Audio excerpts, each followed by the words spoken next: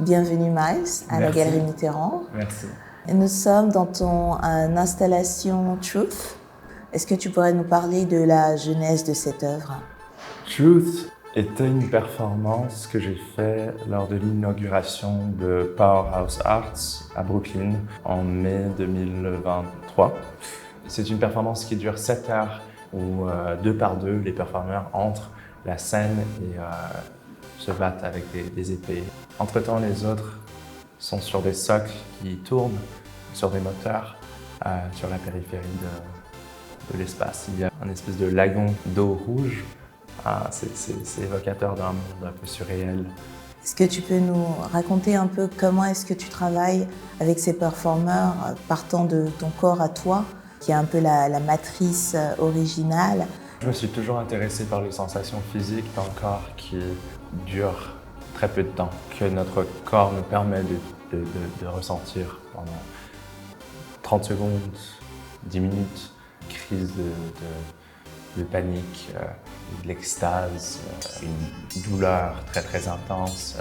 Je m'intéresse beaucoup à créer des œuvres qui, dans mon monde esthétique et sensuel, arrivent de manière très fonctionnelle à franchir cette barrière où j'ai l'impression qu'il y a quelque chose que le corps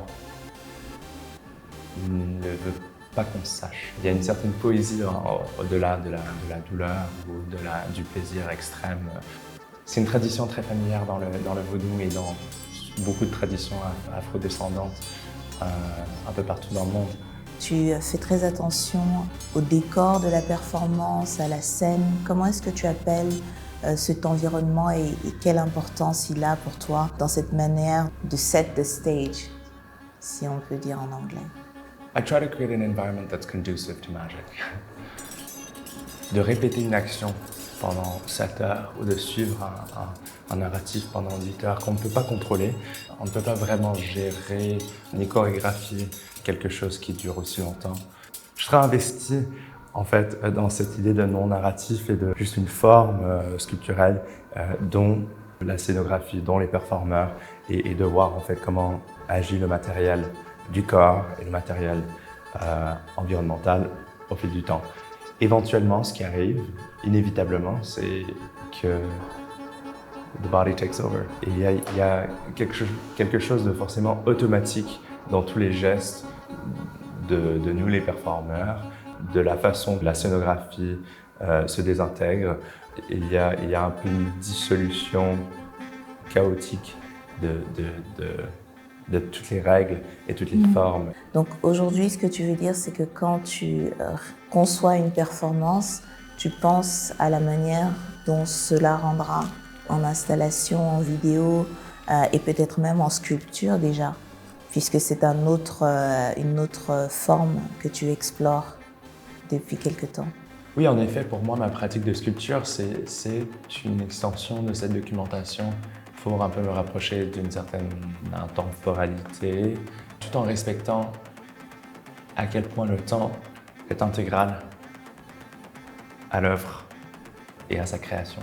Alors la façon dont je crée des sculptures, c'est par une méthode de scan 3D que j'ai inventée moi-même, en enregistrant la forme de plusieurs angles en performance, mais d'une certaine manière avec un scanner qui a été modifié pour accumuler le mouvement.